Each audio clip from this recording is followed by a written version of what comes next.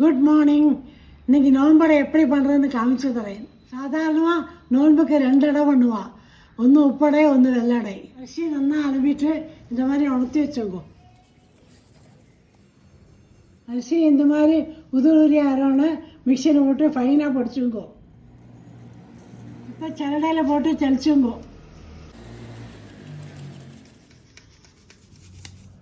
தெளித்த பின்னையும் இந்த மாதிரி தறி இருக்கும், அதை திருப்பியும் மிக்சியில் போட்டு அரைச்சுங்கோ. இந்த மாதிரி ஃபைனாக படிச்சுக்கணும்.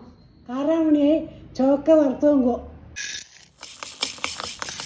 இந்த மாதிரி சிவந்த பின்ன தண்ணியில் போட்டு வச்சுங்கோ. ஊரில் காராமணியை 2 சத்தத்துக்கு வேக வச்சுங்கோ. அரிசி மாவை ட்ரை ரோஸ்ட் பண்ணிங்கோ. வெள்ளடைக்கு கொஞ்சம் சிவப்பாக வறுக்கணும்.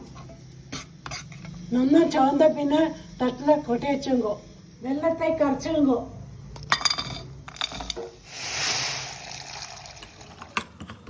வெள்ளம் கரைஞ்ச உடனே அரிச்சுங்கோ.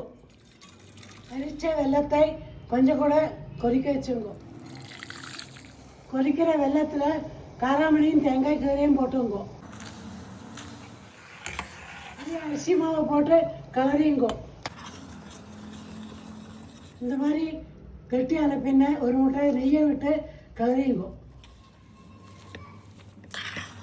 அடுப்பை அடைச்சிட்டு ஒரு பாத்திரத்தில் போட்டு வச்சுங்கோ. மாவு நல்லா ஆறின பின்ன ஒரு முட்டை நெய்யை விட்டு இழுத்து பிசையுங்கோ.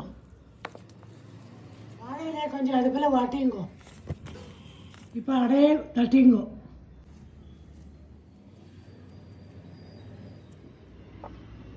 இட்லி பானையில் 10 நிமிஷத்துக்கு வேக வச்சுங்கோ. 10 நிமிஷம் ஆனோடனே அடுப்பை அணைச்சிடுங்கோ. கடாயில் உப்படைக்கி வறுத்துங்கோ. இந்த மாதிரி கோலம் போட வந்தால் அணைச்சிடுங்கோ.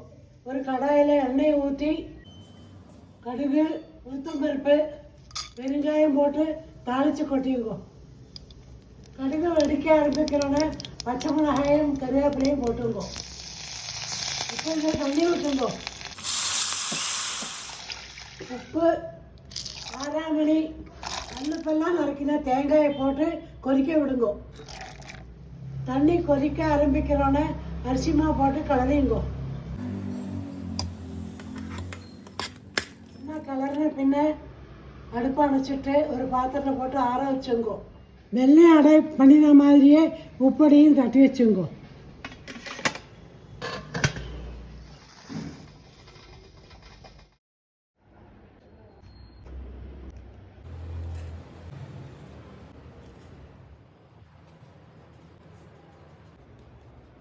காளையார் நோன்பு அடைகள் ரெடி. நீங்களும் ட்ரை பண்ணி எப்படிக்க சொல்லுங்க.